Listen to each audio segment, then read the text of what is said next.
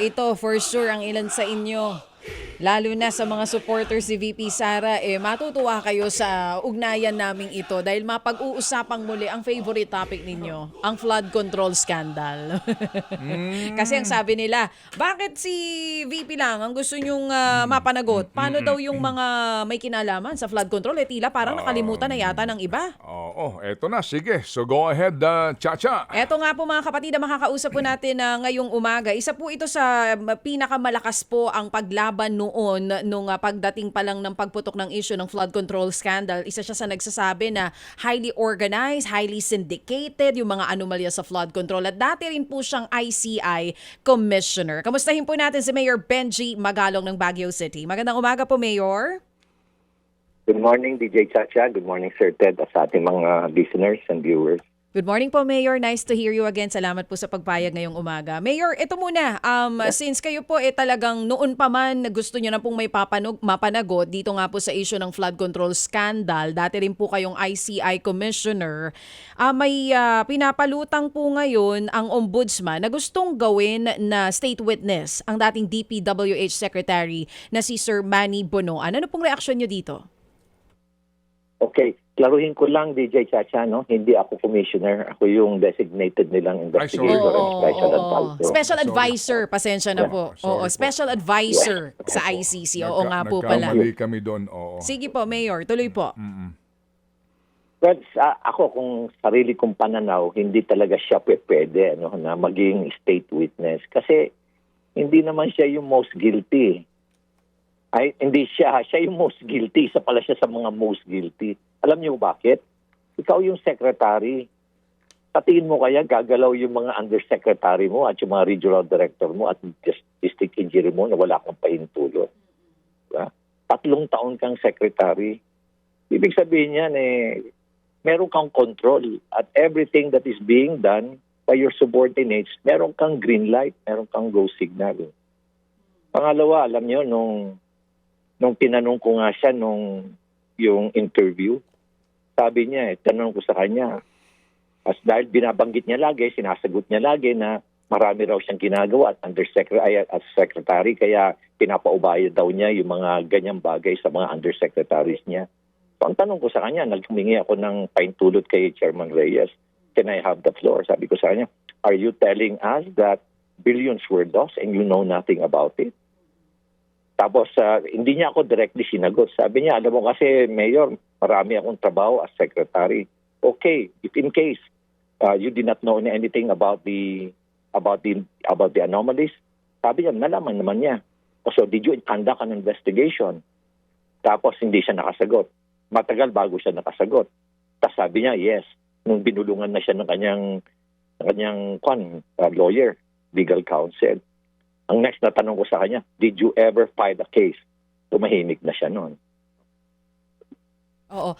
Mayor, so sa madaling salita, base po dun sa naging sagot nyo, hindi kayo sang-ayon na gawin siyang state witness kahit pa po sinasabi ng ombudsman na yung pong magiging testimonya niya ay may posibilidad na magpalakas po sa kaso ni dating House Speaker Martin Romualdez? Well, iba naman kasi ang pananaw, no? Alam mo kasi, sa akin is limited lang information ko. Baka may mga critical and essential information ng ombudsman na kailangan talagang i-convert siya, i-discharge siya sa kanyang mga kaso at eventually he will become a state witness or witness for the prosecution. Meron silang nalalaman ng mga impormasyon na hindi ko alam. Kaya siguro nagdesisyon sila kasi para mas malalim o kaya mas madiinan nila itong mga ibang mga personalidad na kailangan talagang managot. Yun lang ang pananaw ko, no?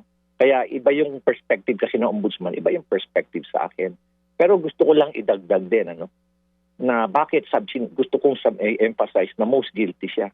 Kasi nung interview ni Cabral, at nung nilabas ko na kay Cabral yung Cabral files, kinabahan nga siya nung nakita niyang bakit meron ako nung Cabral files At pinag-explain ko siya Can you explain to me those numbers in this chart? Sabi ko sa kanya. Tapos nanginginig siya. Tapos sabi ko, sino nag-utos sa'yo na gawin mo yan? Sabi ko, nadagdagan mo ng mga billions and billions of pesos yung pondo ng mga congressman. For example, Si Congressman Tariela, 2.5 ang kanyang NEP, naging 20.9. Yung kay Congressman Panaligan from 1.5 naging 20.7. This is for 1 year, 2025 na DPWH infrastructure. Kay Speaker Romualdez from 4.8 billion, ginawa nilang 19 point something billion. Sabi ko, who gave you this instruction? Sabi ko, matagal siya sumagot. Then eventually, bumulong siya, sabi niya. Secretary Bunuan, sabi niya. So, ano po ang kumbaga para sa inyo, magiging positibo na pwede siyang gawing state witness kung ano po kaya posible ang ilalahad niya na hindi pa nailahad nito mga naunang witnesses na rin? Kagaya po halimbawa ni Bernardo. Well, siguro kung mabanggit niya lahat yung involvement ng mga nasa Kongreso, both House of Representatives and at the same time yung sa Senate, tapos dagdag pa yung mga nasa executive branch, then siguro justifiable talaga na maging state witness siya. So, yun po ang para sa inyo. Kumbaga, most guilty siya, pero kung may mga bagong pangalan na palulutangin, okay po kayo na maging state witness siya? Yes, oo. Payag ako doon kung ganun nga mangyayari. Pero siguro hindi lang pagpapalutang ng pangalan, prueba, no? At actual na personal knowledge, Mayor. No? Yes, Sir Ted. Kailangan ilabas niya lahat yung mga ebidensya para talagang madiinan. Mabuti. At itong mga ebidensyang ilalabas niya o kaya yung impormasyon, hindi pa kailangan i-validate na. Kailangan talaga matibay na material evidence na. Opo. Nabasa niyo ho ba yung supplemental affidavit ni former Yusek Bernardo? Negative na po, Sir Ted. Hindi ko na po nabasa. Okay. Opo. Sige. Anyway, yung pong inyong pahayag na struck a nerve, if you well remember, can you again refresh us, Mayor? Saan kayo humuhugot ng mga salitang yon? Well, alam mo kasi nagulat sila na bakit meron akong kopya ng Cabral files. Tapos yung mga, I remember saying that when I resigned as a member of ICI. So, siguro kinakabahan sila na bakit may nagkaroon na ako ng Cabral files. 3 files yun eh. Patapos yung bakit yung mga pinupuntahan ko, meron na mukhang alam na nila yung rota ko, Sir Ted eh. Kaya siguro they're afraid na baka ma-discover ko na yung mga kanya-kanya nilang anomalya.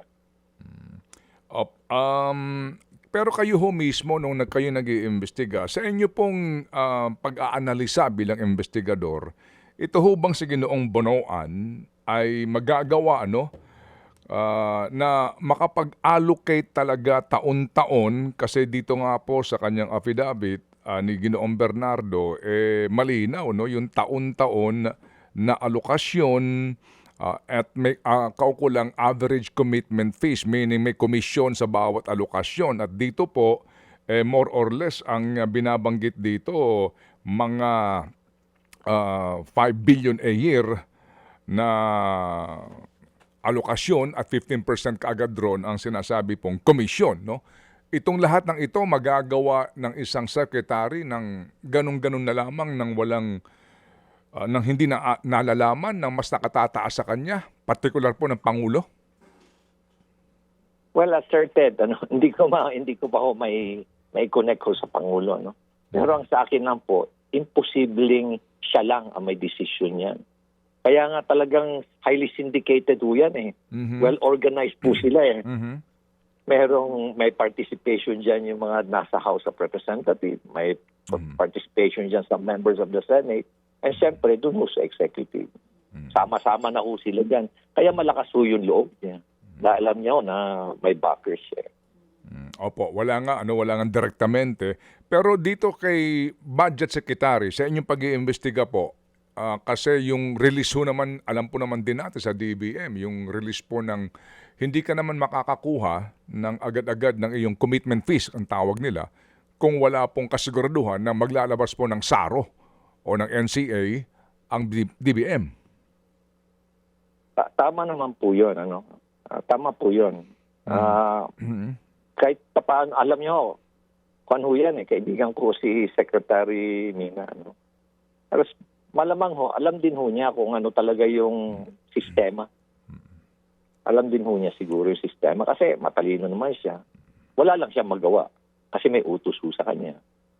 Okay, sige. So sa ngayon po ang binabanggit nga na sa pagkakaintindi ho namin na parang done deal na na magiging state witness nga. Meron nga daw pong gagawing motion sa Sandigan Bayan para alisin na po yung pangalan ni Ginoong Bonoan bilang isa sa mga akusado. Kapag po ganyan, ano po anong agam-agam nyo ngayon dito po sa sinasabing ito ng ombudsman? Kung meron man. Well, alam niyo, siya. Ako, sa ulitin ko, Sir Ted, most guilty siya. Isa siya sa mga most guilty. Kaya isipin niyo, nagnakaw siya. Isa siya sa mga nag-orchestrate niya, nag-organize niya. Tapos maya-maya malalaman mo na lang, hindi na pala siya ikukulong. Wala na yung accountability. No? Kumbaga, when you say discharge siya, release na lahat yung mga criminal charges that were filed against him. So he will now become a witness sa prosecution. Makakalaya na siya. Yun ang nakakatakot doon na Sir Ted. Parang sa pananaw ng taong bayan ngayon, pwede pala magnakaw ng napakarami patapos mag-quad ka na lang, mag-state witness ka para makatakas ka. Yung pong kay... Saan ang accountability? Yung pong kay Ginoong Bernardo, nakita natin, napanood natin, at mismo sa Blue Ribbon Committee hearing, binasa yung actual na laman ng kanyang affidavit, no? Pati yung supplemental affidavit niya. Klaro po yun. As yung sinasabi ho, Yes, kung magkano ang kanyang isa sa uli. Kasi kung nakapagsauli po, itong sila Alcantara at itong si Hernandez ng 100 milyong piso, si Alcantara daw po aabot sa 1 bilyon. Ang pagkakabalita ko nga po na ibabalik sa gobyerno. Dito po kay Bonoan ngayon, as in, wala tayong kaalam-alam. Ano ba laman ng kanyang affidavit at siya ba yung magsasauli ng pera o hindi? Sa ganun pong punto, Mayor. Ay, kailangan din ho may restitution ho. So far as Bonoan is concerned, magbalik din ho siya ng pera. Pero alam nyo, Sir Ted, nalulungkot nga ako na billion lang yung ibabalik na, 1 billion o 700 million. Billion-billion ho yung mga ninakaw ng mga yan. Katulad ho alam niyo ho ba dyan si Alcantara? Nagulat nga ako na ito lang yung ino-offer niya na ibabalik niya when in fact si Bryce mas mataas pa yung ino-offer. So, makita mo talaga na pati doon sa restitution merong biases Kaya kailangan talagang matindi pang investigasyon para malaman talaga magkano talaga yung total na ninakaw nila. Tapos on the basis of that, doon talaga kailangan malaman natin kung magkano talaga yung ibabalik nila. Pero hindi lang kung porket nag-offer lang na ilang bilyon, okay na. Hindi pwede naman ganun. Ano po Pera ng taong bayan po yan, Sir Ted Yung nga po, no? At kaya nga po, hindi dapat ito ganun-ganun na lang po, nalulubayan natin, hahayaan na lang natin sa itong ating mga narinig nga po ng mga balita ngayon. Mayor, ano po ang take nyo dito po sa Blue Ribbon Committee ngayon? Kasi natigil na po yung investigasyon, nagkaroon na po ng partial report. Ang dati nga pong pinangungunahan ni Senator Pampilo Lacson, meron siyang partial report. Pero ngayon po, bago na ang committee chairman, ano po ang take nyo dito po sa kung sakali man, dapat ba itong dapat bang maiharap si Ginoong Bonoan sa Blue Ribbon Committee para maging transparent din po at makapagtanong ang mga senador? Magandang suggestion yan, Sir Ted. Kasi considering the fact na gusto na nila siyang gawing state witness, maganda rin na iparinig na rin sa buong taong bayan kung ano talaga yung ilalahad niya. Para mismong taong bayan na mismo maghusga sa kanya. No? Kasi dito, masosod din naman yung being so secretive about what is the reason behind Bonoan being turning to become a state witness. Kailangan malaman din ho ng taong bayan. Otherwise, marami hong haka-haka. Kaya isa ho yun, magandang decision, magandang suggestion po yun, Sir Ted.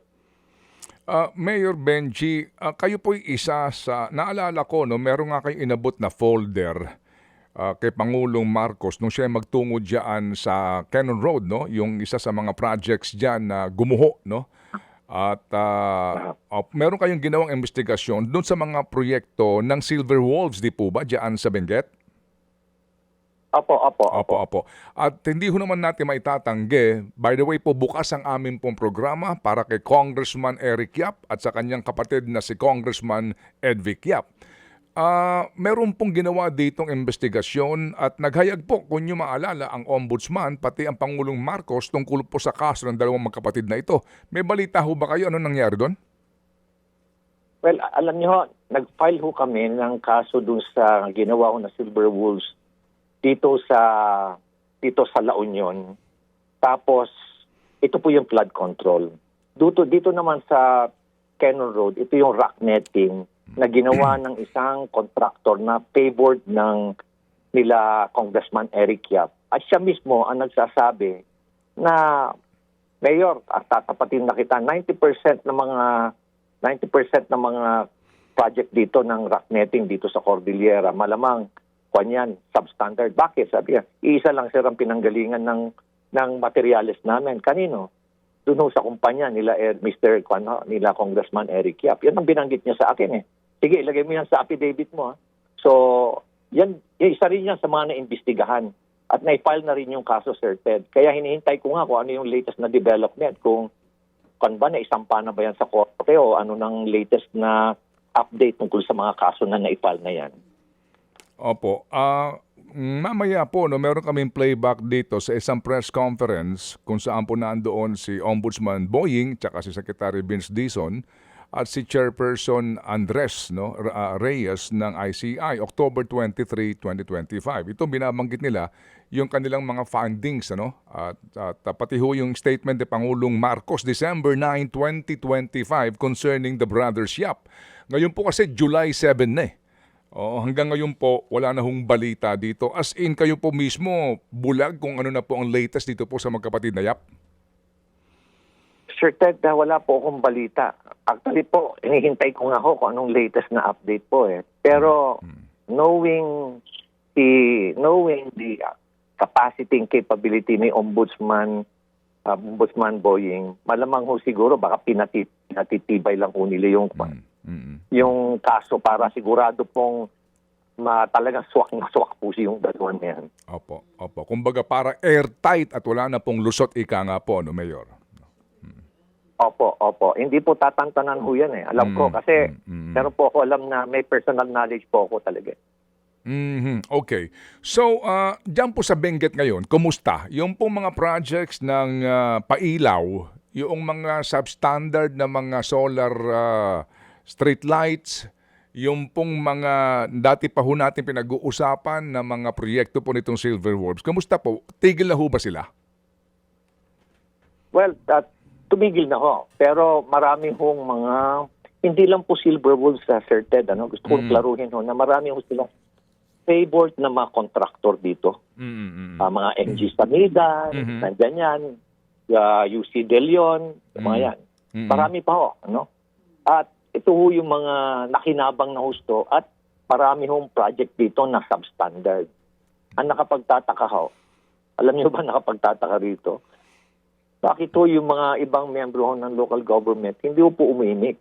Alam naman ho nila eh. Alam niyo, public knowledge ho na substandard pero wala hong gusto mag-file ng case. Wala man lang magpapaimbestiga. Yan ho nakakalungkot ho dito sa bayan ho ng Benguet. Opo, so sa ngayon po naman, bagamat naklaro na nga po, sinasabi nga po ninyo, klaro na mga substandard pero wala po naghahain ng demanda. Pero as we speak now, itong mga kumpanya na identified dito kila Yap, so far ho dyan wala nang ongoing project sila. Malamang ho, ay meron pa rin ho ako. Nalaman ho ko na yung MG Samidan, meron pa rin hong ginagawa eh. And pinailan ko na ho yan ng ghost project na kwan eh. Napailan ko na po yan ng ghost project na street lights. Ay solar lights.